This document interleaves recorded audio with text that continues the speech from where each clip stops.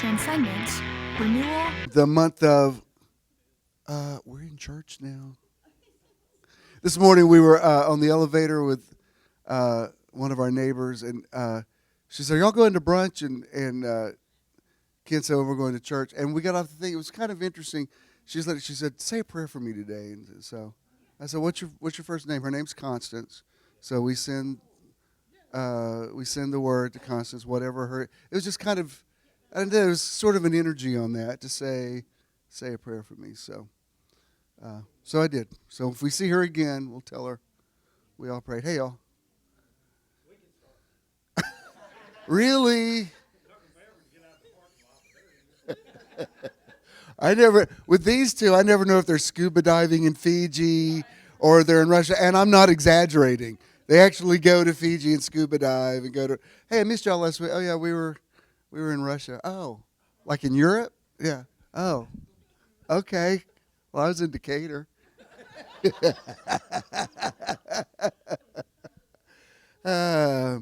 I've been glad to have Judah this month. Judah and Sophie will be out of town. They'll be out of the... Jonah, my bad. Oh, man. I'm going to have to beef up your Christmas present for that. My eternal apologies. Jonah. And interestingly, Sleepless in Seattle was on this morning, which is what Jonah was named after. Because when Robert had already convinced me he was going to be a boy. And so we actually planned to name him Israel. We were going to have Judah and Israel, the two not tribes, but the two kingdoms of Israel. So it was right before he was born. Debbie and I went to see Sleepless in Seattle, and the kid's name was Jonah. And I told her, I said, "You know what? I really like the name Jonah." I said, I think if we have, I think we should go with Jonah Elijah. He'll have my same initials. And so there you have it. People think he was named after the guy with the fish. Like, no, it's the guy from the movie with Tom Hanks. Judah wasn't actually named for the Bible. He was named for Ben-Hur. Was Judah Benjamin.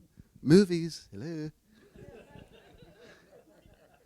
Anyway, Jonah and Sophie will be out of the country next week for Christmas. He'll be back on the 29th. Next week, Larry Young's going to be singing for us, and Eddie's going to be singing for us, and we might have some more surprises. You never know who's going to sing. I think Taylor Swift's going to be here. Kanye West called me and asked if he could do Jesus is King. So he. Who would have ever thought the conservatives would be embracing Kanye West? It's like, this is like, all things are possible. Like, now I've seen everything. Anything can happen. He's got an amazing. Have you watched some of those videos that he's doing with these major church services? It's a trip. Anyway, so he'll be here next week, and it's funny when I joke like that. There'll always be somebody today will go, "Oh my God, is Kanye West really going to be there?" That was a joke. I'm being. Bublé's going to be good. He hasn't been returning my calls, but we have him tentatively scheduled for the party. All right, enough of this silliness. Would you please welcome Jonah Swilley?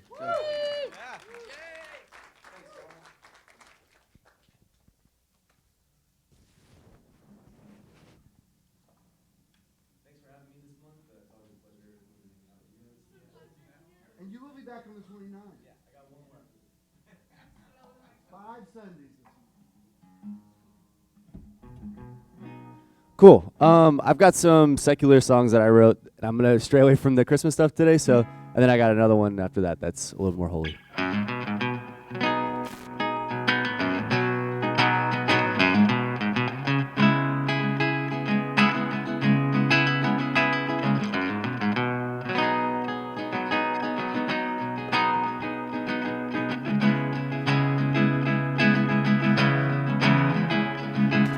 Maybe this is easy to find,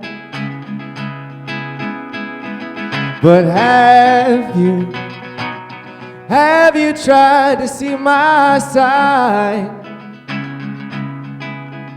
Oh, it hurts me to be this way, but I've given all I've got. I'm not sure what else to say. But hey, baby, what you got? Is me all wrong? Yeah, baby, what you got?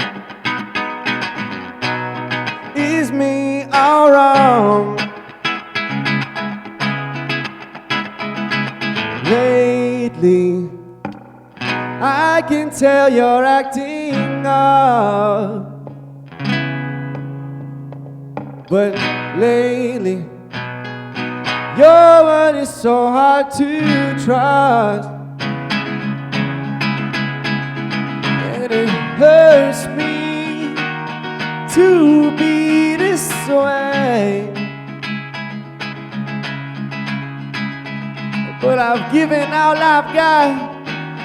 I'm not sure what else to say. Hey, but baby, what you got? Is me all wrong? Baby, what you got? Is me all wrong?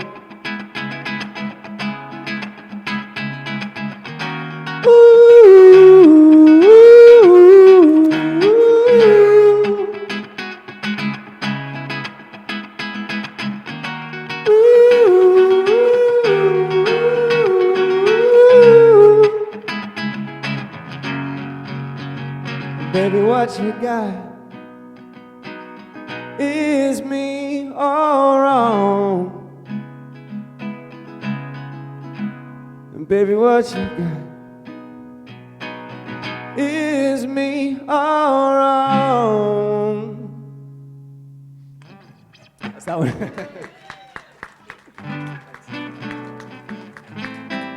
Thank you guys for being so open-minded. That song's not about Sophie, by the way.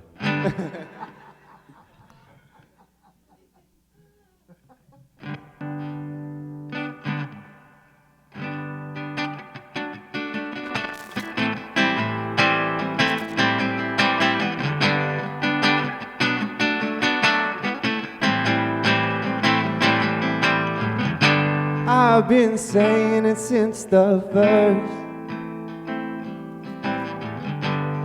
I got enough to make things work. You know I can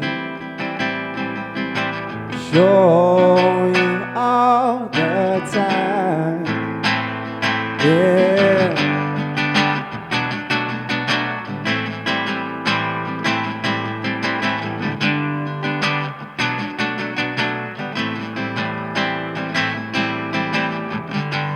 Clean it up and make it seem nice.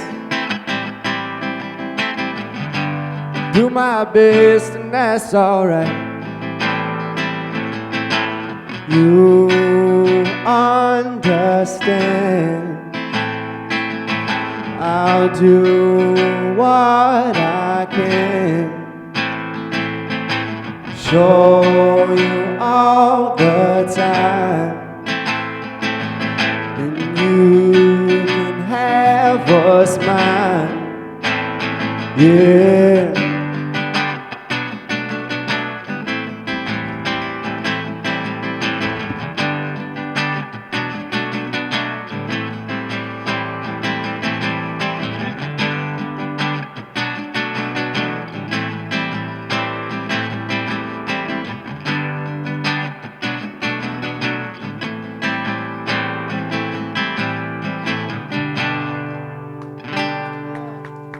Thank you.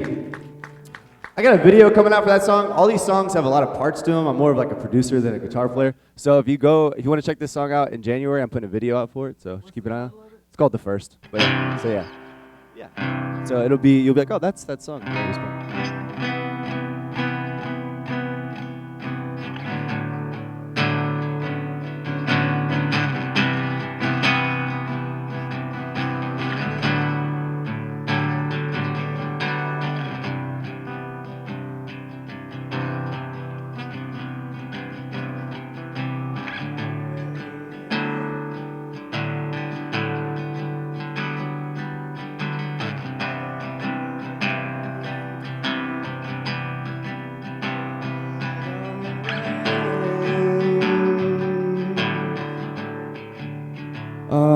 God reigns. Our God reigns.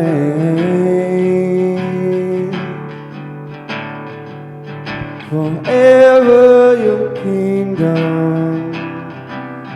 kingdom reigns. Our God reigns. Oh, our God reigns. Forever your kingdom reigns. Our God reigns. Oh, our God reigns.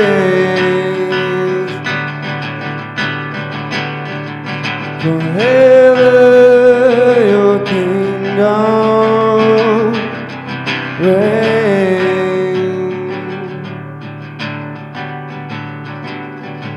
Holy are you. Holy are you. There is no God but you. There is no God but you. I said, holy are you. Hey, holy are you. There is no God but you. There is no God but you. Our God reigns. Our God reigns. Forever your kingdom reigns. Oh, our God reigns.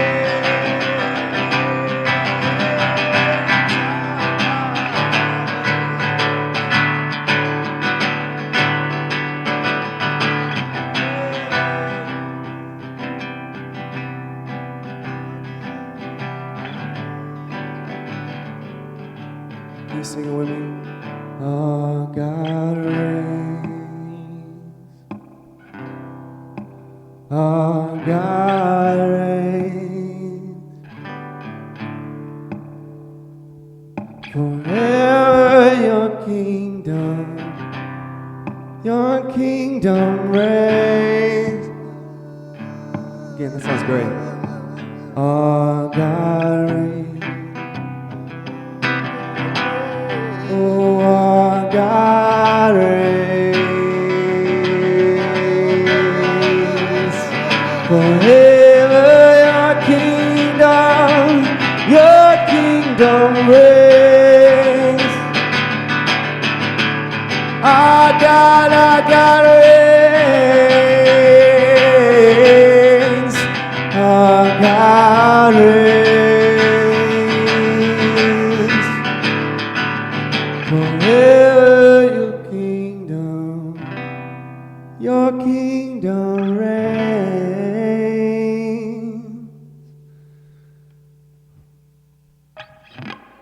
Yeah. Thank you, guys.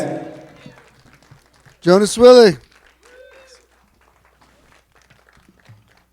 Beautiful. Just for a moment, just be aware of the presence of God, however you interpret that. If that's God in the conventional sense, I honor that. If that's you speaking to your higher self, I honor that. Where the Spirit is Lord, there is liberty. Everybody is free to worship in the way that's right and real and authentic and organic to them. Whatever you call that, whether you call that the presence or the anointing or whatever, there is something that happens when we're together, when we honor Spirit, the Spirit of God. all weekend I've been very aware of the Holy Spirit, the Spirit of God, the Holy Ghost, however you label that indefinable thing, entity, person. The voice just spoke to Moses and called itself I am. Honor the I am this morning. The Spirit of God is in this room. The Spirit of God is in our midst. Jesus said, where two or more gather together, there is a manifestation of the Christ. It was embodied in Jesus for 33 years. Now it's embodied in us. It was here before Jesus came. Jesus took it to a whole new level. Then Jesus said, it's necessary that I go away so that you can even take it to a higher level. He called it greater works. And we're a part of that today.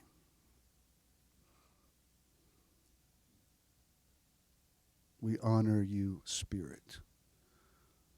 Father God, Mother God, Spirit God, Creator God, I am God.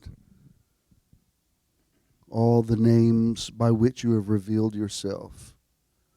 We honor your presence here today. Amen. All right. Well, tell the person next to you you're glad you're sitting next to them. And then you may be seated. You can hug them if you ask permission first.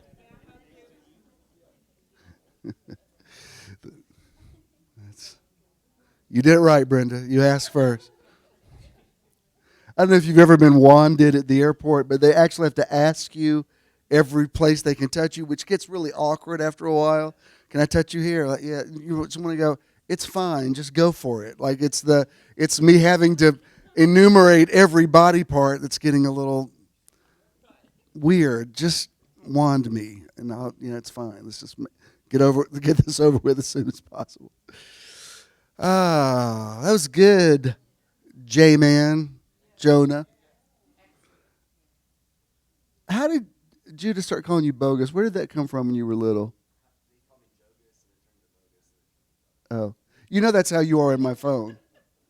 That's how you are in my phone, is bogus. I've got the three boys as B's, Bear, Benjamin, and Bogus. But I don't like the definition of bogus. But that's your name now. All right, that's good. Joanne says you have reclaimed and redefined the very meaning of the word. All right, we will go with that.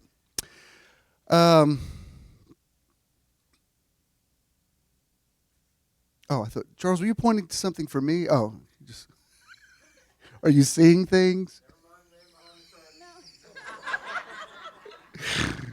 Is Charles hallucinating? He's just pointing to things. Like, is that something I should be aware of? Oh. Okay, so Tuesday night is going to be really cool. We're going to be at Rhodes Hall. I was noticing, I think last year we started at 7:30. We're saying 7 this year. The singers actually be there at 6:45. But they're going to be singing for the whole time while you're coming in. We have them probably about an hour or so. So at some point I'll break and we'll, I think we're planning on eating around 8. Is that what we had said? Or 7:30, somewhere in there. We'll find the flow of it.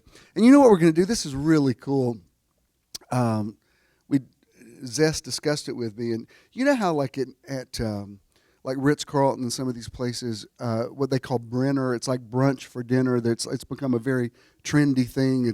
It ends up costing more than regular dinner. Anyway, they contacted us and said, what do you think about doing a Brenner thing this year? I said, I think that sounds really cool. So it's going to be like an omelet station, chicken and waffles, candied bacon, like grits with different toppings you can put on. But it's real fancy. It's like it's got a salad with grapefruit in it and decadent sweets and all that kind of stuff. But I said, yeah, that seems really Christmassy to me. I like that. And I was just reading the shout-out's got the full menu on it. I was just reading it over there. It seems very Christmassy to me. I like that. We ate at Silver Skillet yesterday, and I noticed the woman across the aisle was eating chicken and waffles. That's a very hip thing now, and so that's going to be cool. It's real good, and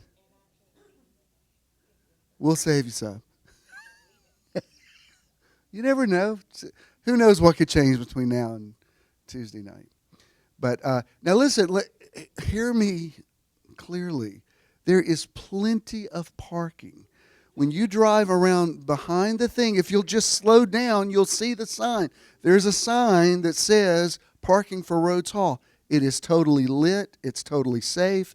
It's just across the street. You don't have to park there, but you can park there. It's right.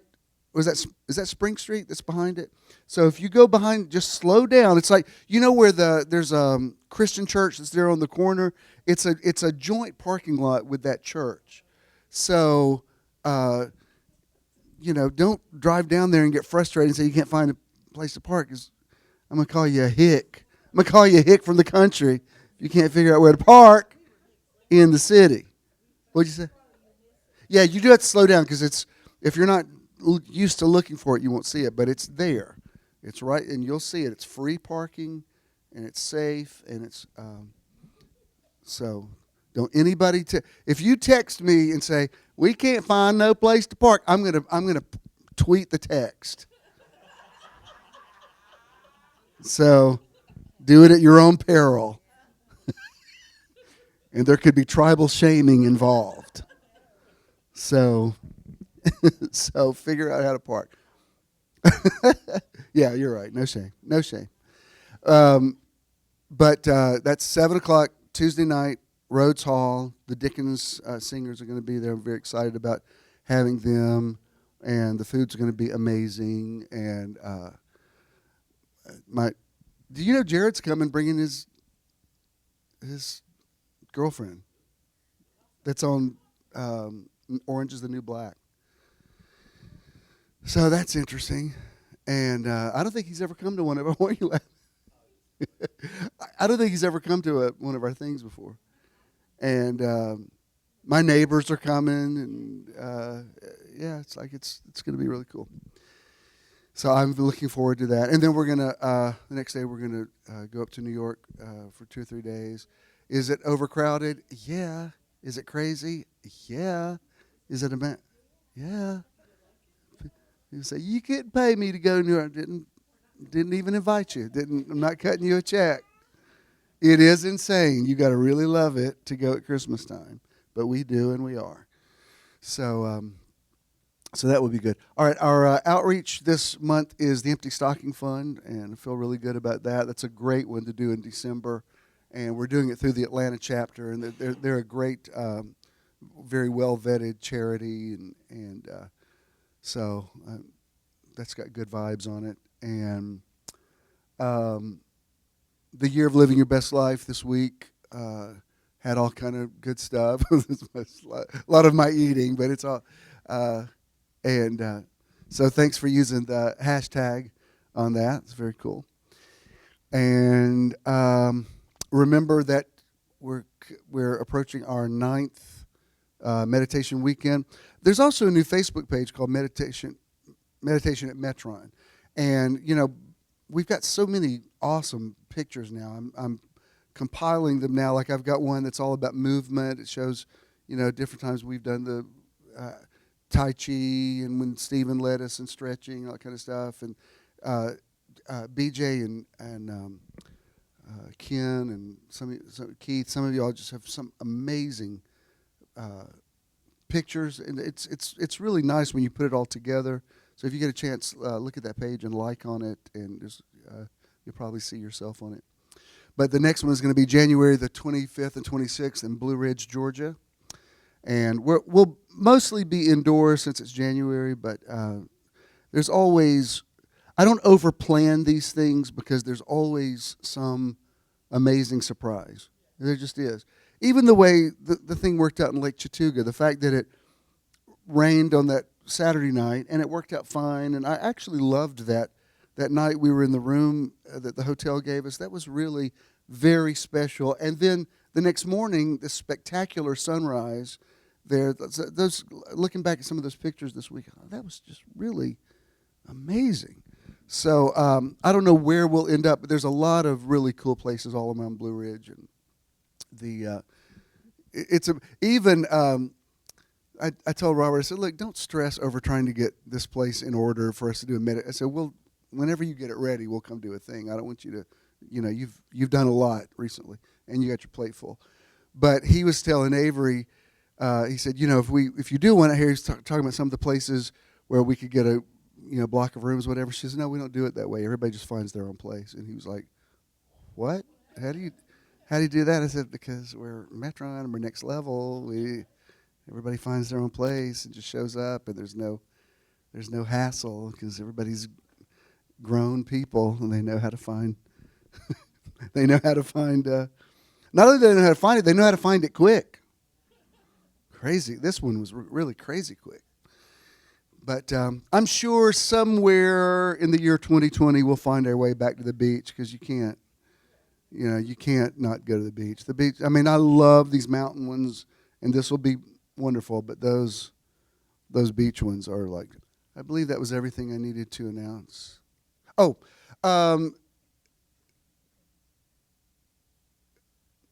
Karen would like to. She's doing a thing where she's actually going. Handing out coats to homeless people, whatever. So if you have them, it's a way that and coats, blankets, whatever. I have one for you in the car. Just bring them here. Yeah. And so if you have them, that's a very tangible thing that you can do. And it's interesting. It's interesting you said it, because this week I was coming out of CVS and a guy came up and asked me for some change, and I gave him some change. But it was cold that day, and I noticed he didn't have a coat on, and I thought, man, I've got coats I'm never going to wear. I wish I had one in the car that I could just say, by the way, here's a coat, because that could make a big difference in his day. So she's going to be here, and if you have, you can even, if you want to make it as a tax deduction thing, you can do it. She's working with Robert through that. So if you have any other further questions, she's easy to get in touch with, so make contact with her about that.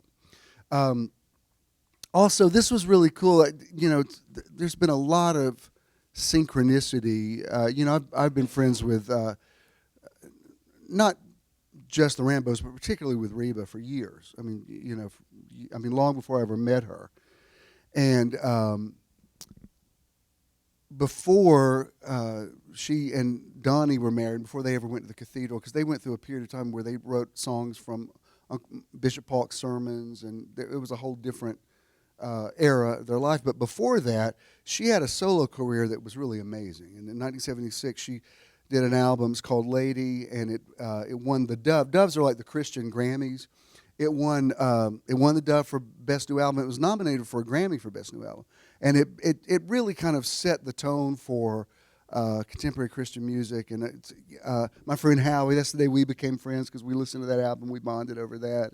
It was just, it's really amazing. I mean, she was at the top of her voice back then and wrote these songs. Well, for all these years, it's been unavailable. I mean, it never came out on CD. It's a long story, but there was technical difficulties with the masters, and it was just a whole. Everybody thought it was just a lost cause, and a series of events happened, and it was able to be re-released on all digital platforms this past Friday the 13th, and it's all automatically went to number 3 on iTunes, and it's number 1 on Amazon Music. And what's really cool is that's Dusty. That's the guy that works for her, and he was kind of instrumental. I wrote him the other day. I said, "This has got to be gratifying to you, because I know you really worked hard to make this happen," and it did. And it was cool. A few weeks ago, her daughter Destiny emailed me, and she says, we're asking people to do like a video about the album, or whatever. She said, would you do one? And it just, have you seen that commercial for Liberty Mutual where the guy can't get it together and he's like, Liberty. Well, that's the way, like, I could not get the thing done. There's no place in my loft that I could find the lighting. I'd go up on the roof and the wind was blowing in the microphone. And then Ken got home and said, could you please help me with this thing? And I was so frustrated with it. I was like, I cannot do this. I'm never speaking to Reba again. But, forget it. I hate this album. And he said, let's try it one more time. I said, okay, so we tried it one more time, and it worked. And I said, I'm just going to send this one. And now it's cool because it's like I'm on her page with the Oak Ridge Boys and Debbie Boone and the Isaacs, and all. And I'm just, it means a lot to me that they thought of me in that category. You know, it's like, well, I know, but thank you. But it was just really, now I'm so glad I did it, because I was about to text Destiny and say, I'm sorry, I just cannot get this thing together. And it turned out really good. And so I'm very, very happy about the whole thing. Well, then, you know, back in April, Avery had mentioned to me about putting Washed by the Word on digital platforms. And I still wasn't fully aware of what exactly that meant. Well, she told me Thursday, she said, by the way, yours is dropping tomorrow too. Well, as it turns out, yes, it did, but because, and she told me to tell you this, I'm not throwing her under the bus, and it's actually turned out better this way, because you can actually ask for the release date. When she filled out the forms, when it said release date, she put 2002 because that's when it was initially released. So what's happened, and actually I like this better now, because what I'm doing is a different thing from REBA. I mean, mine's not a Grammy-nominated album. But I do, even though I don't really minister that way anymore, I don't want that legacy to be lost. I mean, it's 4 full hours of me quoting Scripture. And so what we released is Washed by the Word AM and PM. It's one that wakes you up in the morning and puts you to sleep at night. And when it first came out, I had a woman who, I don't know how she got it, but she was a psychologist. And she wrote me and she says, I'm not a Christian. I'm not even a believer. She said, I'm probably an atheist. But she said, I don't know what it is about your CD. She said, it's so effective. I'm prescribing it now to people with sleep disorders, and it's working for them better than their meds. So that was really, really cool. So what's happening is, like, it's already out on CD Baby. It'll be on iTunes within the next few days. It'll be on Amazon Music. Within the next few weeks, it'll be on all digital platforms. It takes a while before they all get downloaded or uploaded or however it works. What? Yeah, each one has to go through an approval system. So it'll be on Spotify, it'll be on Napster, it'll be everywhere. And what's cool about it is if you're not already a member of any of those places, you can purchase it. You can purchase the whole thing for $10, or you can just get, like, each one's a different thing. One's for anxiety, one's for what. And they're like 99 cents. And you can you can download, upload, whatever. You can load. Those things. So I don't know. It's been a very synchronistic weekend. I mean, I've called Howie 2 or 3 times as one last night, and I'm just sobbing by the time I'm talking to him, because I said, this is really, I can't explain to you why this is affecting me so much, because it's a part of my past that I want that in the record. I want, I want it. You know what I mean? It's like that was an important. This is how I think of it. You're not qualified to deconstruct the Scriptures until you know the Scriptures. Like Picasso painted, he took art and turned it inside out. But if you go look at his original stuff, he could actually do portraits and landscapes. He could, you could look at some of his stuff. It looks like Rembrandt. But then he was a master, and he was able to sort of reinvent it. And I love that idea. Like, I know the Bible. I can quote the Scriptures. And I still draw strength to them, even though I don't even sound like that now. I was listening to a few tracks, and I thought, I'm not even that guy now, which in a way is kind of beautiful. I don't know. It's like, it's interesting that it's also connected, because I'm really happy for Reba, and then the way this thing came out on the same day, and everything's connected, and past, present, future. And even what I'm about to teach you about Ebenezer Scrooge and it all coming together, it's like really, I'm just believing I'm going to be able to capture in my teaching today what I've been feeling all weekend.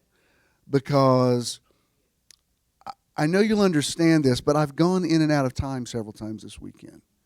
It's like I've literally felt myself walk out of Kairos into Chronos.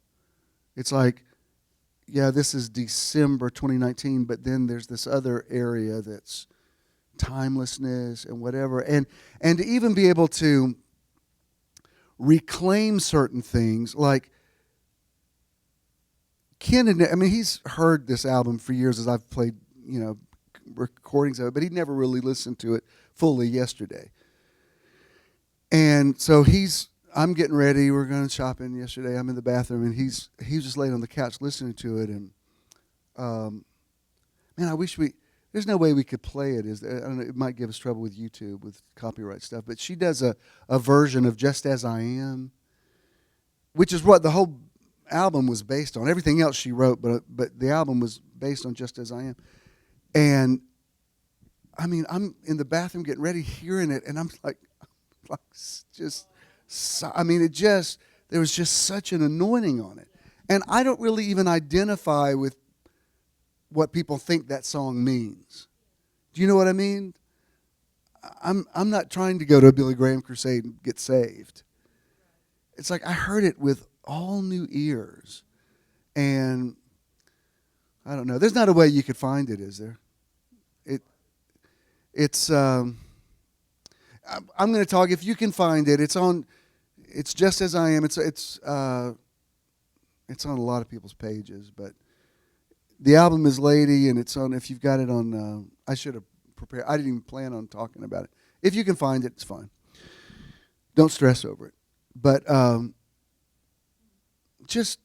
don't know. I think that's why I loved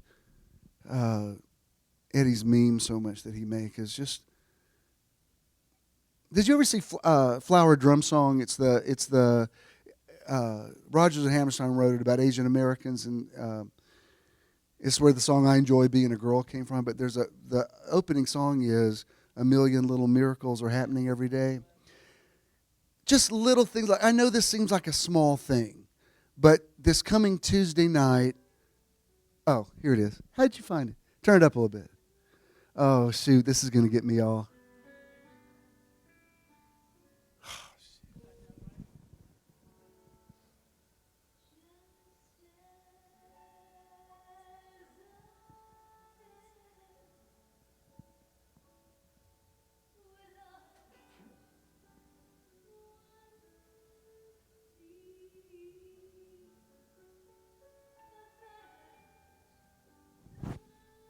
Turn it up a little bit. I like it to where her voice just hurts my ear a little bit.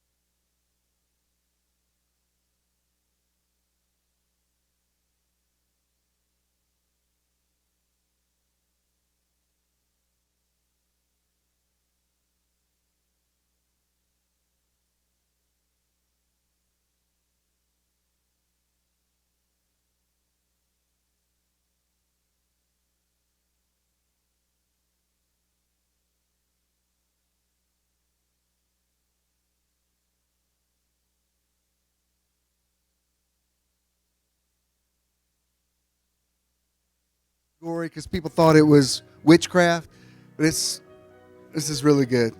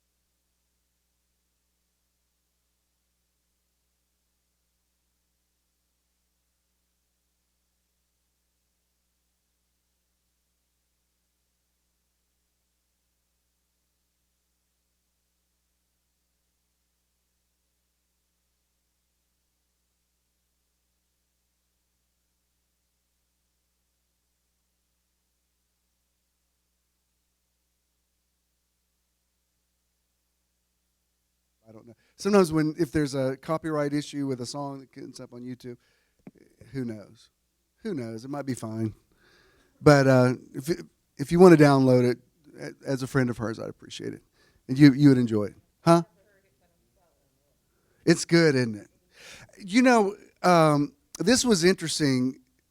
Y'all remember Andre Crouch and the Disciples?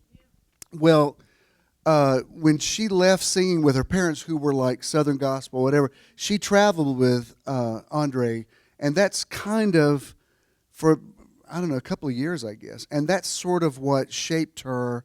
People don't realize what a big deal Andre Crouch was. I mean, he was like the first crossover. Y'all remember, like, that's the first time I'd ever seen black and white people coming together in an auditorium to hear an artist. It was amazing. And I remember in 1973, anytime Andre was in town, we would always go. And he was over here on Peachtree Street at the Memorial Arts Center. Is that what's on where the Alliance Theater is? And he stopped in the middle. He said, "We have a special treat. Reba Rambo's going to come sing." And she came out and she sang, and I'd never heard her do this kind of stuff. I'd always heard, build my mansion next door to Jesus, which is fine. It just wasn't my, that wasn't my thing. And I remember Buck and Dottie were sitting in front of us. Dottie had really long her hair was down to her waist. She sobbed the entire time. And I was like, wow, I didn't know she could do that kind of stuff. And so, she even today on her page that somebody had posted, Andre and Sandra Crouch. There's so many connections. Andre grew up with Billy Preston, who sang, who did "Will It Go Round in Circles." He played on. You hear that great Hammond organ on "Let It Be" with the Beatles. Billy Preston was called the fifth Beatle, and he and Andre Crouch wrote "The Blood Will Never Lose Its Power" together. And I could tell you so many stories today. There's so many connections. I mean, this is just a very synchronistic weekend. And I was telling Howie last night, I said, what's interesting about the whole past, present, and future thing? Like when I first met, we were freshmen in college. And I remember he said, "Have you heard Reba Rambo's new album?" I said, "Yeah, she's good. I mean, I heard her with Andre Crouch once." And he said, "No, you need to listen to this." So we sat down and I was like, she did "Somewhere Over the Rainbow." That was just unheard of for Christians to do something like that.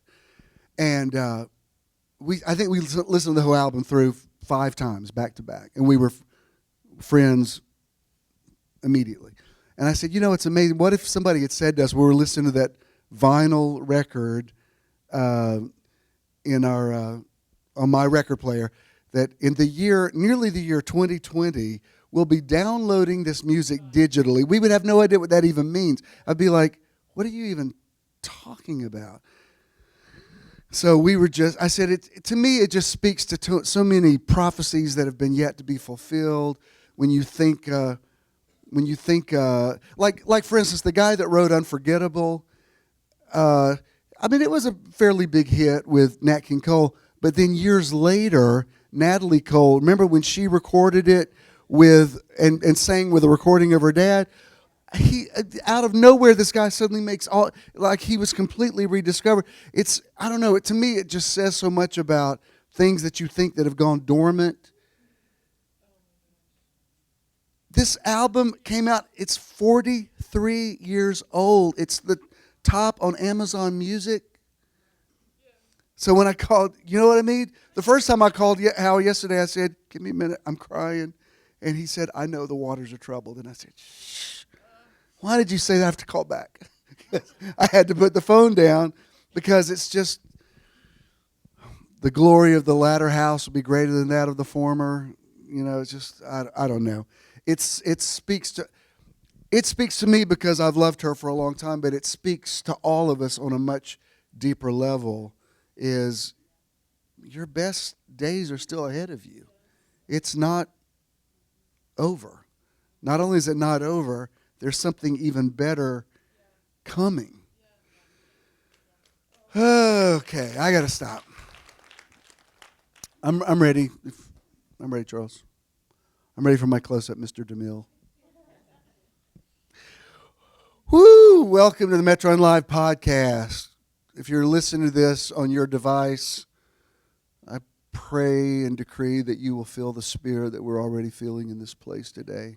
I know I'm feeling it. I believe the people in this room are feeling it. Metron people, give the podcast people a welcome. My title this month is It's a Wonderful Life, Freeing Yourself from the Ghost of Christmas Past to Follow Your Story into the Future. And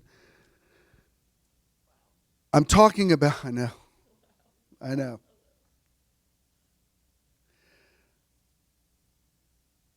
I'm talking about how all of these Christmas characters, and I'll get to Jesus next weekend, next Sunday. I've saved the best for last, so don't worry if you wondered if we were going to Bethlehem. Yes, we're not just staying in Bedford Falls. We will go to Bethlehem as well. I remember Jesus. Jesus and me are just like that. He personally told me he loves what I'm doing right now. I think what I heard is finally somebody gets it. Anyway, but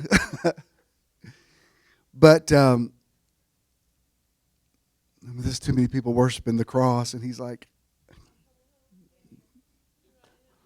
hello. Over here.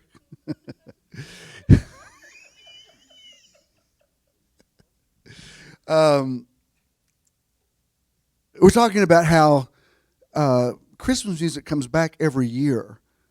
That's why I've noticed a lot of these artists are on their second Christmas album. Well, you were talking about Idina Menzel's. I didn't know she'd made a first one. So she's got a second one. So, and it's because when you make a Christmas album, you're guaranteed play. I mean, they're going to play, I think Sirius Music's got 5 full 24-hour channels of nothing but Christmas music. So it's, commercially, it's a smart move to make a Christmas album because every year they're going to bring your stuff back. And all of those writers make money. He passed on now a couple of years ago, but Mel Torme wrote the Christmas song, Chestnuts. So every time somebody covers those songs, those writers get compensated for it, which is awesome. And I felt it, Jonah, when you said I want to do a couple of songs I've written, and there's a video on it. I mean, it's great what you're doing with Mathilde, and that's awesome, and but there's a whole solo career that you will have. It's not exclusive to her. I'm very grateful for what her band has opened up for you, but you haven't even gotten to your good stuff yet. There's so much more in you that you don't even know is there yet. I've always known that. I'm telling you, there's so many Christmas miracles happen. Oh, what I was going to say earlier, podcast people, check out a minute. I was talking about a million little miracles. I was talking about all the synchronicities. These are just little things, but I was, Tuesday night, I'm wearing a shirt. It's got French cuffs, and I thought, I got to get cufflinks. I thought, I wish I could get some Christmas. I want some Christmas cufflinks. I couldn't find them. I can't tell you the stores I went to. And like one place, I said, "Do y'all have any Christmas cufflinks?" And it's like I had asked for, "Do y'all have LSD?" I mean, it's like I thought they were looking at me like, "We never heard of such a thing." So it was kind of that way. It was like, well, and I'm sure this isn't that unreasonable. And the first place I had gone, I live close to Atlantic Station, so my first stop before I get into the traffic for Lenox Square, I'll stop at Dillard's because that's just literally a stone's throw from my house. And I'd gone there first, and look, they had nothing. And why did we go? It was something for some reason we were going there yesterday. We were looking for something. Oh yeah, Ken needed a shirt for Tuesday night. So I said, well, let's just go to Dillard's. If we can't find it there, we'll, that's the next step is Lenox, but let's just go there. So I went back to the same counter that I'd been at, and there's these beautiful Santa hat cufflinks that are right there on top. And I asked the lady that was waiting on Ken, I said, when did y'all get these? I said, I came looking for Christmas cufflinks. She said, I just put them in today. And I was like, I know you're like, no, that's not a miracle. Fine. You live in your sad little depressing miracle-free life. That's fine, Ebenezer Scrooge. That's fine, Mr. Potter, if you want to believe. But I'm telling you, when I saw, they were right there on top. I mean, I nearly didn't even go over to the counter to look at them because I thought, I've already been to this counter, and I've looked at everything in there. There's nothing there. And there they were. And it was just like all day yesterday was like that. Like we were going to pick up some things for the house, and Ken said, I've got a couple of gift certificates that people have given me to Lowe's. And one was for $50, one was for $25. I said, well, okay, let's go. So we just went, and it was really cool because there was lots of things that I didn't realize we needed, but we're walking around and said, well, we got a gift certificate. Let's get this. We got a whole, and it was like it was like $2 short of what it was. And it was just like, that's so cool. This is stuff I really needed, didn't realize I needed, but it was like free stuff. It was like, I don't think I've ever had so much fun at Lowe's. Because I was like, well, we've probably got another $20 in here. What do we need? And he said, well, let's get some Downy. And we got the big thing, of it. And I don't know, it was just really, I loved it. And it would have been fine if it had been $80 and we had to add to it. It's just that if we'd gotten those 2 Snickers bars, they would have been right to $75. But we got to watch that stuff. We've been having too big a time lately. But anyway, I know podcast people are like, what are you talking about? Well, you should have been here. All right. Now back to what I'm talking about. I knew there was some reason I was bringing up a million little miracles. I'm telling you, I think you posted something about this morning about gratitude as a magnet for more. I'm telling you, the more you talk up the good stuff, the more you attract the good stuff. And you'll start noticing it everywhere. You'll start. As a matter of fact, you know what she said? They weren't like really high dollar, super expensive, but they were, they cost a little something. And I said, how much are these cufflinks? And she said, for you. And she actually cut me a deal. She said, well, for you, I'm going to. So even just that, it was just like, synchronicity, synchronicity, synchronicity, hello, hello, hello, life, What? Who are haters?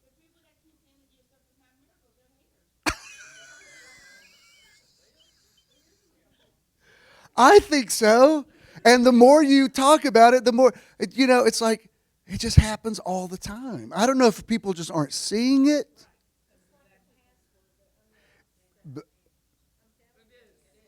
Francis said it's like a password. That's exactly right. It's like putting the key in the lock. Ka-chink. Ah, there it is. Look, God doesn't love one person more than he loves somebody else. There's no such thing as luck. There's no reason for you getting, you got another password. There's no point in you being jealous of somebody else. Why does good stuff always happen to you? Like I remember before I roomed with Howie, my first roommate in college, one day he said to me, you're special.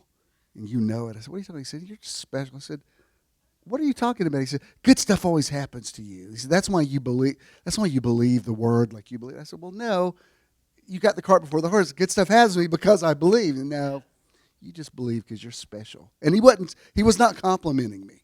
He's like, you're special and good stuff always happens to you. I'm like, well, okay then. What can I tell you?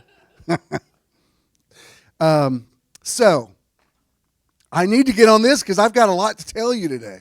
If I could stop playing Somewhere Over the Rainbow and teach.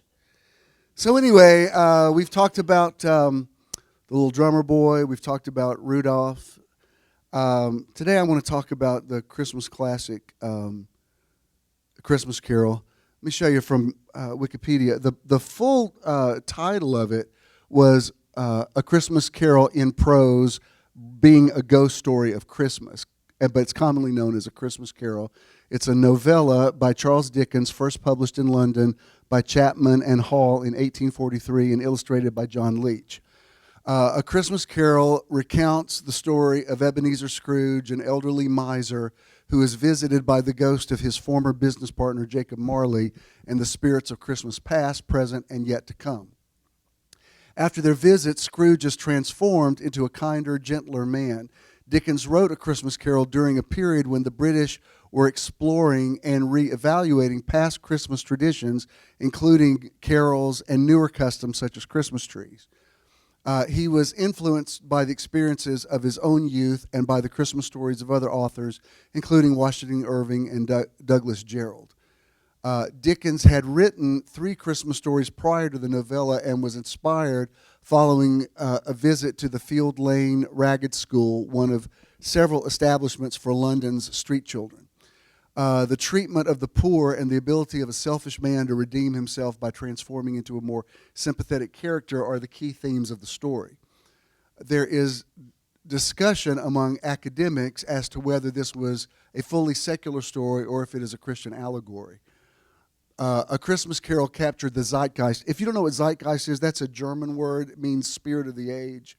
Like he picked up the trend, the feeling, the vibe, what the people were like, what was their corporate mindset at that time. Of the mid-Victorian revival of the Christmas holiday.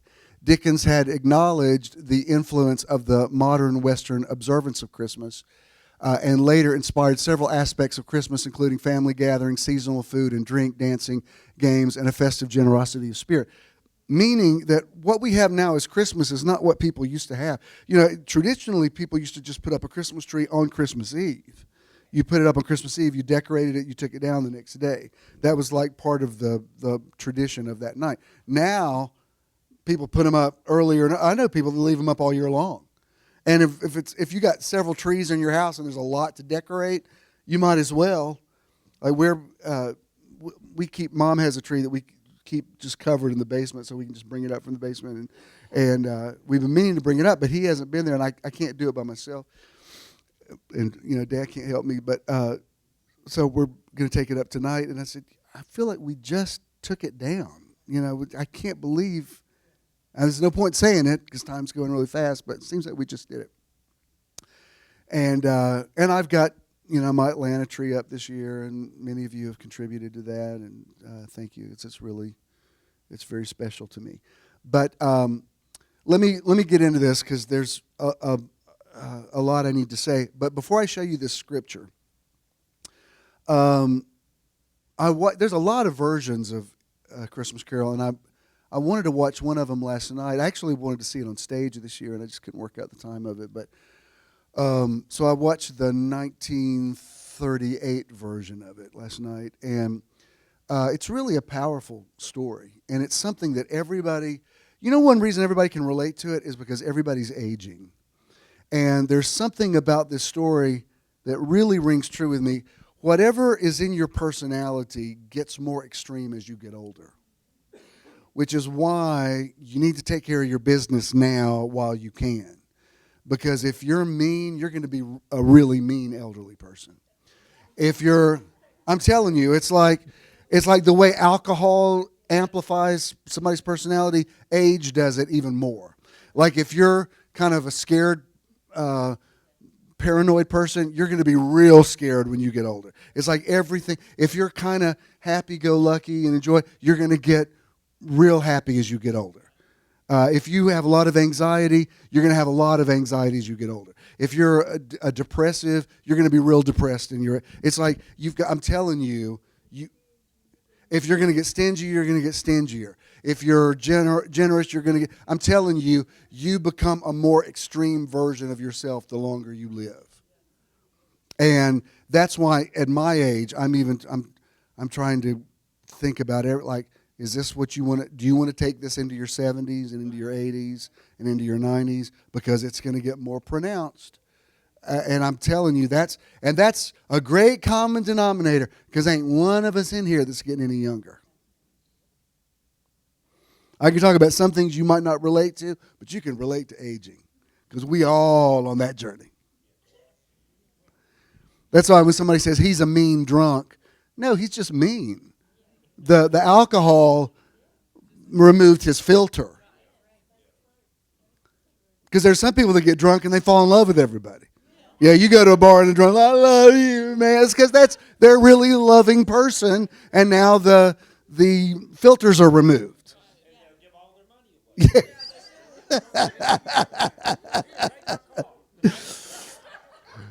Because the thing is, everybody's wanting to be revealed. I was thinking about this scripture this week where in Romans 8 he says the whole creation is groaning, waiting for the manifestation of the sons of God. You think about all the natural disasters on our planet and everything. You think, wow, the earth's really wanting something to happen. And he didn't say the coming of the Lord. He said the manifestation of the sons of God. And I was thinking about this week. Every person wants to be revealed. Even people who think they don't want to be, people still tell you who they are, even if they don't realize they're telling you who they are. Like when Maya Angelou says, when somebody tells you who they are, believe them. Because sometimes people don't realize they're giving themselves away. I was thinking about this. I was talking to my cousin this week about how people use disclaimers. It's like, I don't get this now, but when I used to get a lot of hate mail, it would begin with, "It's not my place to judge you." And then they would go into 5 pages of judgment. It's like, oh, so if you say, "It's not my place to judge you," then you're free just to say, because, a good letter would just be, "It's not my place to judge you, sincerely." So it's like, now that's a good letter. Or it's like somebody, complains to you for an hour and then goes, "But I don't want to complain." Well, you just did. I mean, for an hour, you just complained. So now you could say, "But I don't want to complain." Oh, that's the disclaimer. Or people can say, if somebody ever tells you, "I'm just saying this in love," run. Because you're about to be olayed. Because the very fact that they have to preface it by saying, "I'm saying this in love," means they don't really love you.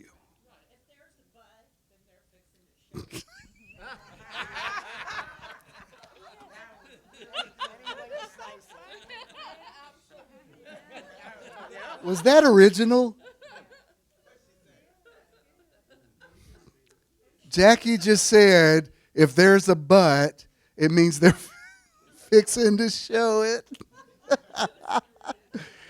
That's good. That's going to be the title. That's the title of my next series. But you're right. Because if it's somebody that loves you, they'll just, you're comfortable enough with them, they can just tell you the truth, and they don't have to say, "I'm just saying this in love." Or somebody can say all kind of stuff and then go, "I'm just saying." Well, no, you said it. There's no such thing as "I'm just saying." Jesus said, "Let your yes be yes and your no be no." He said, anything that is beyond a yes and a no, he said, that's where all evil comes from. He didn't say it comes from a devil. He said it all comes from indecisiveness, people not saying yes or no. What? So, I'm watching this last night, and I don't know the name of the act. The guy that Lionel Barrymore was supposed to have played Scrooge. He's the guy that played Mr. Potter about 10 years later in It's a Wonderful Life. And if you see him, in It's a Wonderful Life, he was in a wheelchair. Well, he actually was in real life. He had a degenerative disease, and you can see in his early films, he was walking with a cane, and then finally, like around the late 40s, he was in a wheelchair, or would always be sitting down. So he was too ill to play, and it was some British actor that played it, and he did a good job. And so kind of when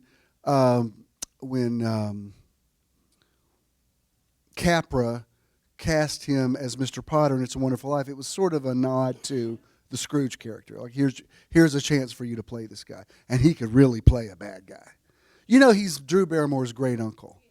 The John Barrymore, Ethel Barrymore, Lionel Barrymore, they were like the royalty of Hollywood. And she, if you look, she actually looks a lot like them. She's got the same facial structure and everything. But anyway, it has nothing to do with my teaching, but it's what I do. I'm a continual backstory.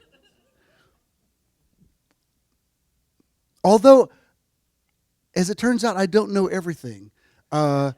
Last week, I was talking to Christina about watching The Crown, and I was saying how much I love Helena Bonham Carter because she's playing Princess Margaret, and she says, "Yeah, I love her. She's Tim Burton's wife." I said, "She's married to Tim Burton?" She says, "You didn't know that?" I said, "If I did, I forgot it." She said, "Oh my God, I knew something you didn't know." She says, "Can we write this down?" She says, "I've never in my life been able to tell you something that you not only didn't already know, but you knew more of it and came back with even more." I said, I guess I knew it, but I don't remember. I didn't know it. Which, by the way, speaking of Tim Burton, you know they're doing a Beetlejuice 2 in 20, and it's going to have all the original people in it. Yeah, I saw this. It's really cool. That was his brainchild. But anyway, stay on task. Somebody give me some Ritalin. All right. I've got to focus. All right. The reason I want to show you the scripture, because I was watching this elderly man. I guess he was elderly. He was made up to look elderly. And, you know, the Christmas Carol story begins with Scrooge being alone and hating Christmas and hating his, I don't know if he hated his life or if he was aware that he hated his life, but it just a miserable guy. And it opens up with these people coming to the door asking for a contribution for Christmas, and his whole bah humbug thing is like, you know. And the whole point of the movie is to show this is the reason why this man is like he is. And I want to show you, this is out of Isaiah 61. This was Isaiah's prophecy where he said, the Spirit of the Lord is upon me. And Jesus gets up in Luke chapter 4 and speaks it. Usually people don't get down to verse 4 here. But let me show you, this is from the Amplified Classic. I'm going to show you 1, 2, and 3, but then I'm also show you 4. All right, here's the verses in Isaiah 61. He says, the Spirit of the Lord God is upon me because the Lord has anointed and qualified me to preach the gospel of good tidings to the meek and the poor and the afflicted. He has sent me to bind up and heal the brokenhearted, to proclaim liberty to the physical and spiritual captives, and the opening of the prison and the eyes of those who are bound.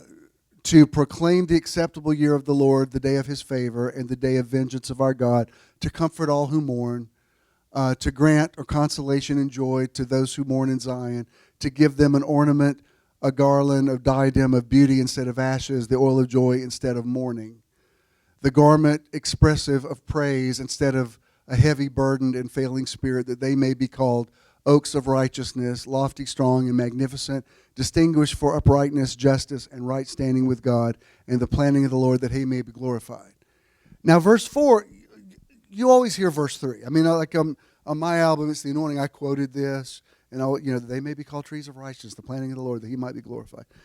But then in verse 4, he says, and they shall rebuild the ancient ruins, they shall raise up the former desolations and renew the ruined cities, the devastations of many generations. So what he's saying is the anointing is to do something. When somebody says they're anointed, it means they're empowered to a specific task. So when Jesus gets up, this is when they tried to kill him. When he stands up in the temple and he reads from Isaiah's prophecy, and he rolls up the scroll, and it says everybody's just staring at him, and he says, "This day this prophecy is fulfilled in your ears." And that's when they tried to kill him, and he walked through the crowd. It's one of my favorite stories in the Gospels. But what he's saying here is the Spirit of the Lord has anointed me to obviously to help captives.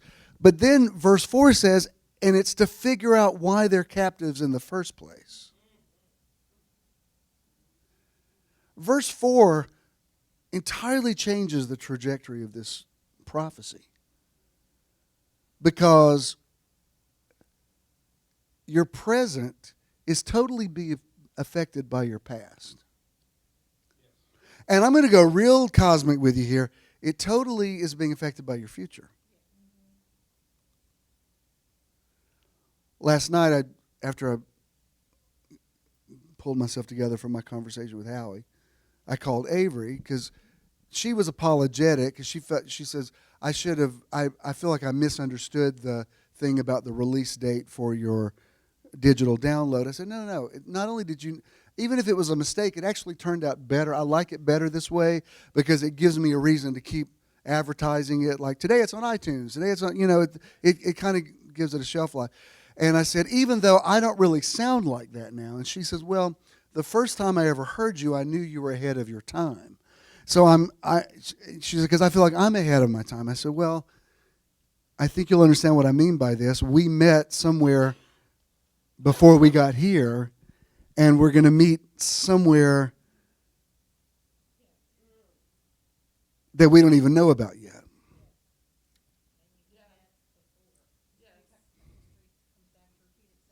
Thank you. Sister, don't you bring Ecclesiastes 3 in here or I'm going to drop this mic. No, you're right. And that's exactly what he says. To everything there is a season. Not only has he made everything perfect in his time, so that history repeats itself. I'm going to speak the rest of this in tongues, and y'all can interpret it. All right. Let me show you this. This is a quote by Dickens. And Dickens, he was a great writer. He's pre-Civil War, British guy. He wrote Tale of Two Cities and Oliver Twist, which the musical Oliver was based on. And he really captured 19th century England and some of its problems. And he was really, when you read some of his quotes, he's really very evolved man. But he says, I've always thought of Christmas time when it has come round as a good time, a kind, forgiving, charitable time. The only time I know of in the long calendar of the year when men and women seem by consent to open their shut-up hearts freely and to think of people below them as if they really were fellow passengers to the grave and not another race of creatures bound on other journeys. This week, I've got a distant cousin who posted this, and this was funny. I don't know if she knew this woman or not, but this woman had posted a video. She's doing it from her car, and she's laughing so hard, you're already laughing before you know what she's going to say. And she's telling a story about kind of like a pay-it-forward thing. And she said, I just came out of the store, and the woman behind me had just a bottle of ginger ale. And she said, I said to her, is that all you have? She said, yes. She said, well, I got you. Let me pay for it. The woman said, you don't have to pay for it. She said, no, it's Christmas, and it's the best time of year. And so she paid for the woman's ginger ale, and everybody in line was good. Oh, I love this time of year when everybody's doing special stuff like this.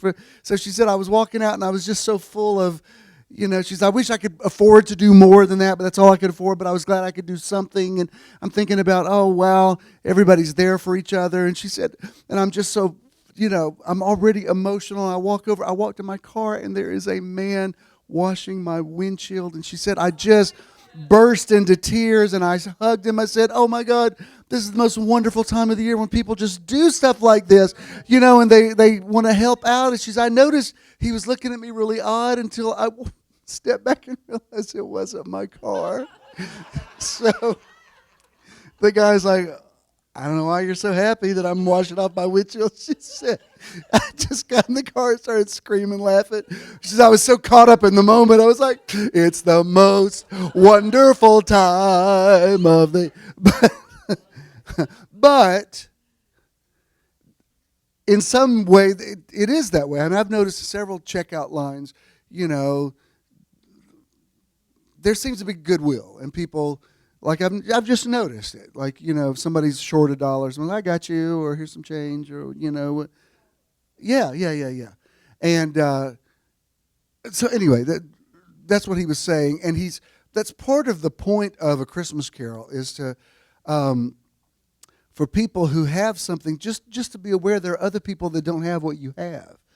It doesn't mean that everybody's your responsibility. It's not a communist manifesto. It's just saying, just be aware. You can't fix everybody's situation, but you can be aware, because the whole thing is, he's got this guy, Bob Cratchit, that works for him, who has a disabled son.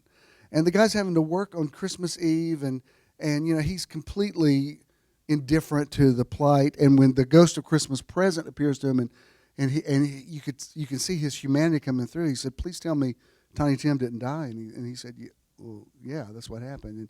And you can see it starts breaking through, like, oh my God, these are people close to me who have a difficult situation, and I'm starting to feel something. Like the Karen Walker character on Will and Grace, like if her character ever starts feeling something, she's like, I'm feeling compassion. And she goes and drink, because she doesn't, what is this? I feel like a human being. That's kind of what starts happening to Scrooge. And it was I noticed in the performance last night, was watching the movie, after Scrooge has his epiphany, he comes to Bob Cratchit's house, when he brings all the stuff. And it was just I don't know if the director made him do this, but when the actor who's playing Bob Cratchit opens the door and he sees Scrooge, he literally lurches back. It's like, oh my God, this can't be good. You got that person in your life that every time you see their name come up on the thing, you're like, this can't be good news. There's never a happy voice on the other end of this phone. Anyway, let me show you this quote, Kevin Michelle. Small shifts in your thinking and small changes in your energy can lead to massive alterations in your end result. The reason I wanted to use this is so many of these Christmas stories are about a paradigm shift. The Grinch changes his paradigm of Christmas because of Whoville. Charlie Brown changes his paradigm. Clearly, this one does. I mean, if you notice that, even if it's not called a Christian story, there is the story of a new birth in all of the Christmas stories. It's just a thread that's in all of them. Like, I thought this way, and then Christmas changed my my thought processes. Oh, definitely. Thank you. I knew there was another one. Yes. Probably the best one, It's a Wonderful Life. Yes. Where he has yes. I knew there was what's the other one? Yeah, I've heard of that movie. I don't go to many movies, clearly. Good Lord. Because I'm thinking, what's the other one? It's a Wonderful Life. Definitely, George Bailey has a complete, and I mentioned this in just a minute, I'm going to quote myself again here. It turns out I'm one of my favorite writers. Here I am. I don't know if you've heard of this guy. I didn't like him at first, but the more I've read his stuff, he's kind of grown on me. This was from my meditation earlier this week. Dr. Wayne Dyer's famous quote, if you change the way you look at things, the things you look at change, is absolutely true. It's been proven in the world of quantum physics and is explained as the observer effect. Jesus said, unless a person changes his or her mind, and that's the Greek word metaneo, which is translated repentance. Unless a person changes his mind, he or she cannot enter the kingdom of God. And ideally, the Christmas season is all about changing the way we look at things. That's why, before I read the rest of this, that's why I hate when somebody says, are you ready for Christmas? I'm like, no, I'm not. The way people say it, I'm like, why are you so stressed out over it? Look, you have your own boundaries. If nobody has any problem if you say, look, I can't do Christmas as big this year. I mean, even, I'm looking at, the cash I give out every year. I'm like, I don't know, I might need to rein it in just a little bit, this year. But I mean, but it doesn't mean it's going to be a bad Christmas. It just means I need to watch some things. It's fine. But I hate when somebody says, I can't believe it's here again. I'm like, well, we're so sorry. We imposed joy and peace on earth and goodwill toward people on you in your sad little Ebenezer Scrooge life. I wanted to say Scrooge you, but that sounds inappropriate. My quote continues, you don't have to jump off of a bridge and have Clarence the angel jump into the icy water after you to save you and to show you that you've really had a wonderful life. You can realize it right now and change your present by changing the way you look at your past. You don't have to have 3 ghosts to visit you in the middle of the night to scare the bejesus out of you and cause you to have a completely transformational paradigm shift about life, about money, about relationships, and about yourself. You can have that paradigm shift right now, right here, in the light of day, and enjoy the season for what it is. You don't have to steal Christmas from the people of Whoville only to realize that Christmas is something more and then have your heart grow 3 sizes bigger. You can look at someone differently and experience rapid heart growth right now. You don't have to witness a massive angelic choir serenading shepherds out in the middle of nowhere in the dead of night for no apparent reason. You can embrace the concept of peace on earth, goodwill to the people in your own relationships right now, right where you are. You don't have to wait for Eastern magician astrologers to be led by celestial light to a foreign country to worship an infant king. You can follow your own star right now into another dimension and worship your God in your own way. Today is a great day to connect with the nexus for the visible and invisible realms where a virgin can somehow conceive and inexplicably the Word can actually be made flesh and dwell among us. Today is a great day to allow him to appear and to allow your soul to feel its worth. You need a little Christmas right this very minute. You need a little Christmas now. And that's why I'm so glad that it comes every year, because it makes you deal with these things. You know, people say Christmas is for children. Look, not everybody had a wonderful childhood. So what Christmas makes you do is look at it and resolve your issues. Because if you're missing out on adulthood because of your unresolved childhood traumas, somebody needs to kick you in the pants and say you're missing your life. You're so preoccupied by your past that you're missing your present. And Christmas, like, I've reached a place now where I'm able to compartmentalize and not. It's not that I don't recognize there are negative things that have happened in my life, things that I wish I'd done differently in my own parenting. It doesn't mean I'm a bad parent. It doesn't mean I had a horrible childhood. It just means that, yes, I can look at some things and think, yeah, I should have handled that better, and I've learned from it. And so it's not the end of the world. I mean, I'm beautifully imperfect. It's okay, and I don't know. It's just it's awesome. Even, you know, my loft is small. It's one of the smaller units, but it's got the best view, and that's why I bought it years ago, because I loved that view. So recently, I've been able to go into a couple of other people's units because we're kind of meeting people, and like, people have got some real. I mean, they've spent some money in there. I was like, wow, this place. I mean, I was actually starting to feel like, I don't know if I can invite them over to my place, because my place doesn't look like their place. I mean, their place is like, I'm kind of intimidated a little bit. And I had to sort of look at it and rethink it, like, no, your place is fantastic with all of your big movie posters and all your bright colors. This is what you like. I like this stuff. This is what makes me happy. So theirs looks like their personality. I like to sit in my chair and watch TV, and there's a big poster of Warren Beatty on the wall. That makes me happy. Not current, 1960s Warren Beatty. It's a black and white photo of him tying his tie, and it's just like, I just love that. I just love it. It's good. It was a little before shampoo, but it's when he still looked like that. I got him right in front of my chair, right next to Lex Barker, who was the best-looking Tarzan. Johnny Weissmuller was the better Tarzan, but Lex Barker looked better. And he's right there, Tarzan and the slave girl. What's up, Lex?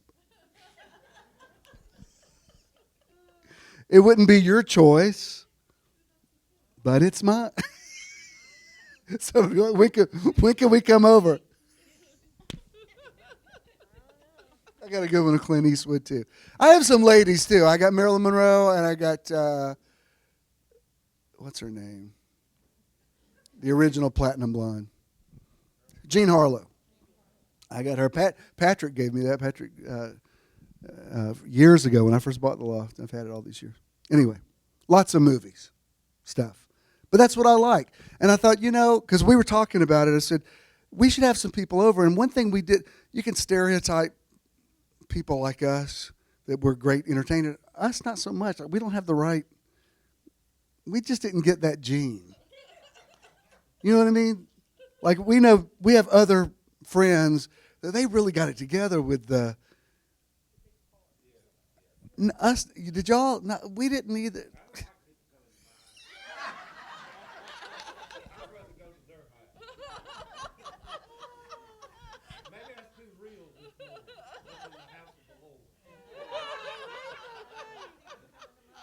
Eddie, it was the funniest thing I ever heard. But there is a stereotype that certain types of people are great entertainers, not necessarily. And one of his clients gave us a big thing of wine, like a case of wine, and he said, "Well, we got plenty of wine." I said, "I know, but we don't even have like the right kind of glasses or anything." But I thought, you know what? If I do have people over, I'm not apologizing. I'm gonna be like, "This is my place. That's Warren Beatty and Lex Barker right there on my wall." Jealous,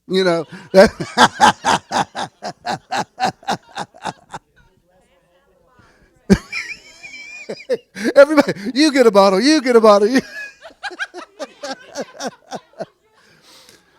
All right. How did I get off on that? What was my point? Oh, about Christmas makes you deal with your stuff. It makes you. It's like every calendar year when it rolls around, it's another chance for you to get some stuff right and to realize, yeah, not everything's perfect, but everything's good. Like, could I spend some more money on my unit? Could I change those countertops? Could I do that or whatever? Yeah, I could. Maybe I will. But I don't. Even if I don't, it's fantastic just like it is. And to be able to say that, to say Friday was cold and gray and rainy, and it was Friday the 13th, and it was amazing. You know, that's even why I saw it at Lake Chattooga. Huh? Oh, yeah. There was something, this was like a Proverbs says a word in season. Because it's not even a beautiful shot of Atlanta. That's what I loved about it. Because I follow some of these guys on Instagram that do shots of the Atlanta skyline with drones, and they're fantastic. I mean, I share a lot of them. They're beautiful. I love this because that's just right over there by Cabbage Town. Cold, rainy day in December. Just gray. Look how beautiful it is. Thank you. That's the point. I've referred this before, but I will say it again since we brought this up. The play Our Town, if you ever saw it or did it in high school. Remember in the play, there's a scene. It's kind of a surrealist play, surrealistic. And there's a scene where the heroine of the movie dies, and they're showing her graveside. Like all these people are standing with umbrellas around looking at the grave. And so in the play, she walks from the living over to the dead. And so the dead are all standing over here looking at the living. And she's looking at all of them, and she says, oh, I didn't realize I took life. I'm not quoting it right, but it's like, I took it for granted or whatever. She said, I wish I could just go back, even if I could just go back for one day. And they said, well, you can go back. It's a little-known secret, but you're allowed to go back one day. You get to choose whichever day you want to go and relive. And she says, oh, I want to do that. She said, what should I do? Would it be my wedding day? Would it be the day my first child was born or whatever? And they said, no, pick the most uneventful, most boring, blah day, because even then, you'll be so overwhelmed at how awesome life was. You couldn't even bear a big day, like a wedding day or something. Just pick that day. Because even that day, you'll just be like, oh my God, I didn't even realize how wonderful it was. I'm telling you, I think I'm realizing it. I really do. I mean, yeah, all we did yesterday is we went to see that Richard Jewell movie Friday night, and it was because it was made in my neighborhood, and it was good. You know, Clint Eastwood directed it, and he was in the next theater over here while he was doing it. That was the day that Ken saw him out there, and he wouldn't speak to him, but he saw him. But yesterday, all we did, we just ran errands yesterday. You know, we went and picked up stuff, whatever. But it was just like, it was a great day. There was no deadline. I just loved it. Like, you know, he said, hey, I got a coupon at Bed Bath & Beyond. They got, you know, some $5 soaps. It was like, well, heck yeah, we're going. And he's standing in a big old long line. I said, I'm going to sit out on the bench out here while you get, because that's a long line. Then he came walking out. And we're like, where do you want to go now? I just added on the parking app. I just got us another hour. We can walk around. And we did. And last night I said, I just really enjoyed today. Today was just like walking around Lowe's using those gift cards. It's like we had won the lottery.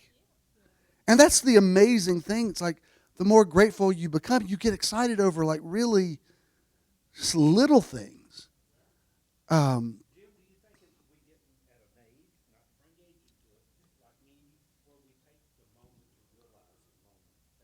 It has to be. Well, if you know how to age properly.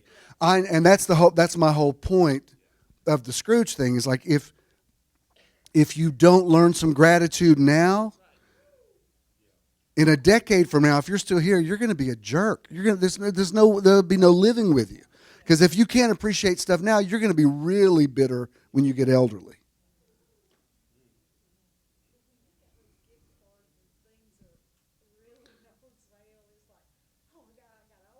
It's awesome.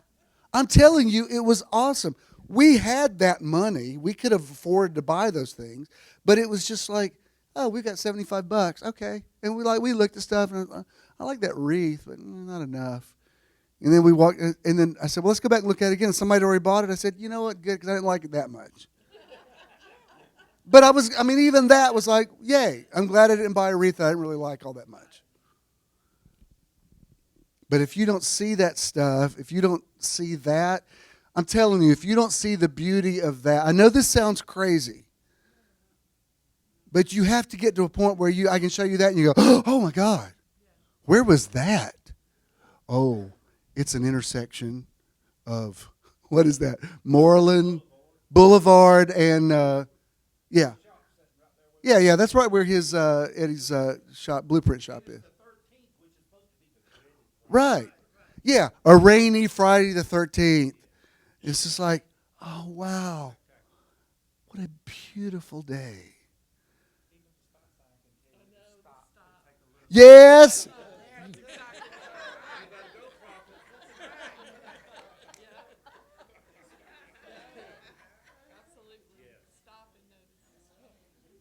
What Ken just said, and Ken's a photographer, he said that even way the pictures could be, yeah. He said even the stop sign says stop and look at it.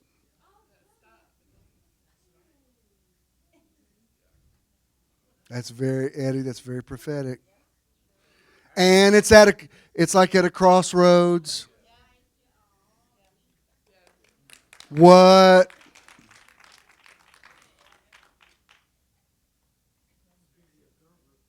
Yes. Yes, sir. That would be the observer effect. You can make a Christmas card out of that.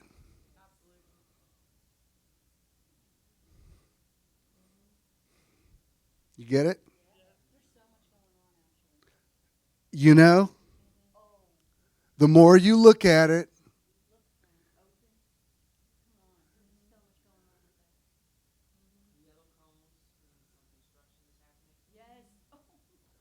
yes.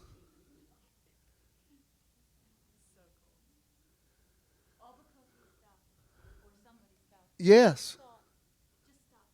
Yes. Talk about a paradigm shift. And I'm telling you, not everybody gets this. Some people would hear me say this and think, that's crazy. They would say, bah humbug. All right. Let me move on. Good Lord. Whew.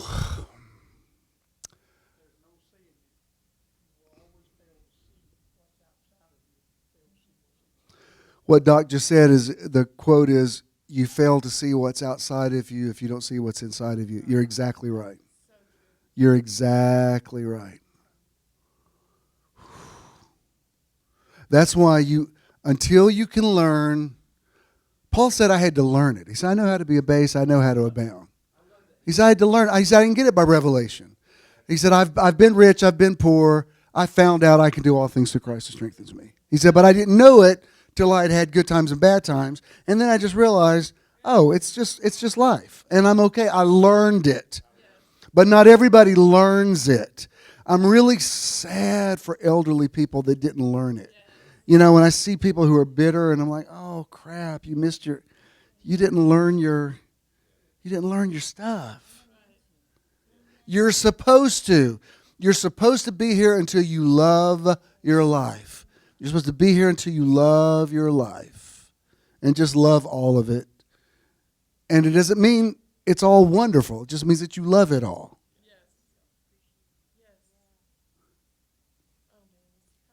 You know,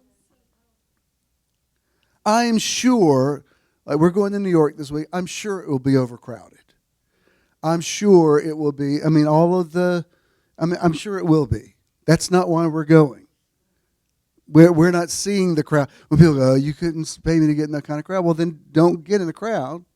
For us, we're like, well, yeah, it's a crowd because it's amazing and everybody wants to see it. It's New York. Thank you. If there was no crowd, it would be like, what the heck happened?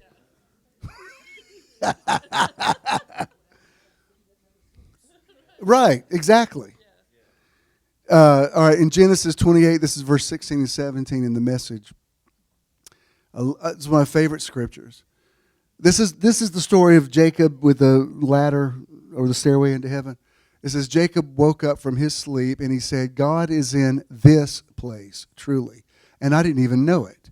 He was terrified. He whispered in awe, incredible, wonderful, holy. This is God's house. This is the gate of heaven. And notice, he didn't think that when he went, he's sleeping on a pile of rocks.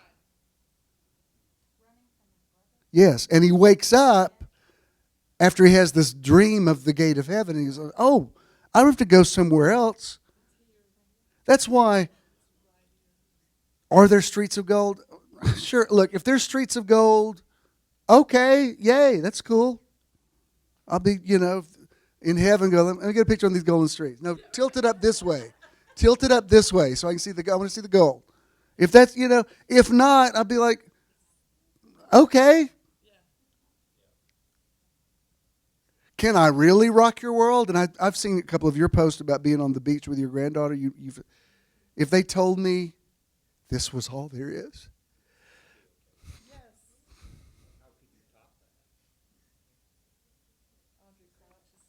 Yes. You don't have to hate this to love that. And if there's that, fine. Well, and that was before I even met you. That's when I first bonded with Frances, because she wrote that. I'd never even met her, and she said, what if this was heaven? What if this is all it is? I'm okay with that. I was like, all right, that woman knows something. For people who say, I just want to sing about going to heaven. I'm like, you didn't learn your stuff. Seated with heaven in heavenly places, let your will be done on earth as it is in heaven.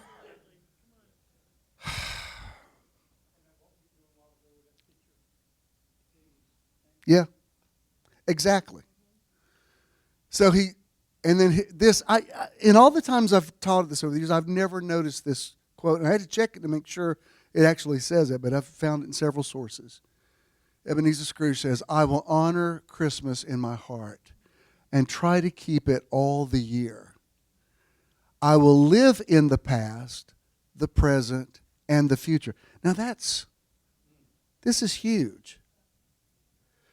People, there's some things that have happened to you. It's unrealistic just say, oh, just forget it and get over it. No, you've got to carry it with you. You've got to resolve it. You've got to figure out what to do with it. Sometimes I quote stuff about forget the past, but there's only so much of it you can forget.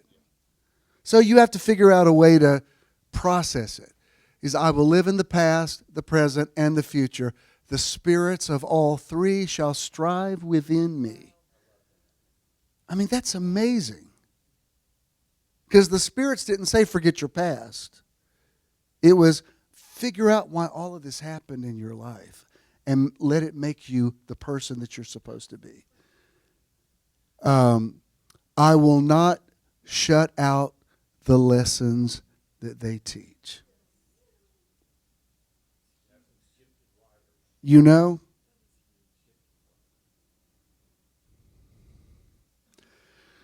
Let's all stand.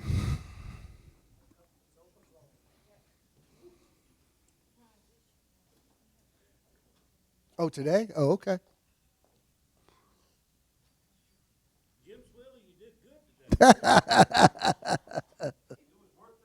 I want to talk for another hour. I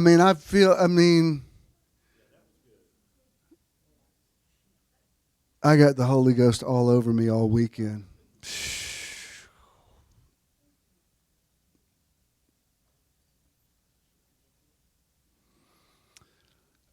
Doc and Francis have gifts for everyone, so they'll be at the door. That's what they wanted to do for you. So. If you think this was good, wait till next Sunday.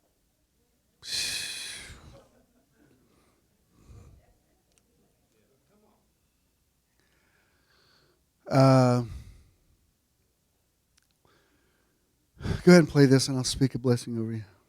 Did you get anything out of this today? Metron is quick and easy. You can give any time using any smartphone. Text the amount you'd like to donate to 404-620-5044. I think we ought to make your picture into a Christmas card. You will then receive a notification that you successfully completed your donation. You may also visit bishopthenow.com and click the support tab to give there as well. When you contribute to Metron, you're also donating to the charity or organization of the month. Thank you for your investment into Metron. If you have a check, make it to JESM, and if you have cash, you want to pay it forward. If you want to bless Jonah, they're going on a trip, so if you want to do that, they'd appreciate that. And he'll be back 2 weeks from today. Next Sunday is going to be a beautiful day, but Tuesday night is going to be awesome. And if you didn't get signed up in time, you've missed the deadline, but I know people. So talk to me. I might could hook you up. I do want to say, I don't want to give any credit, but there's a couple that did make a contribution to offset the cost of your tickets. And they're here today. I don't want to say anything about them because they don't like to be acknowledged. But he's on the front row and she just went to the restroom. So that's all I'm saying. I mean to rob them their blessing. But they went, so that's why it definitely keeps it cost. Everybody can come this way. But you didn't hear that from me. You don't know who that is. I didn't say any names. That could have been anybody. You know what? I don't have to speak a blessing over you. You're already blessed. I love you so much. I'll see you Tuesday night. Peace.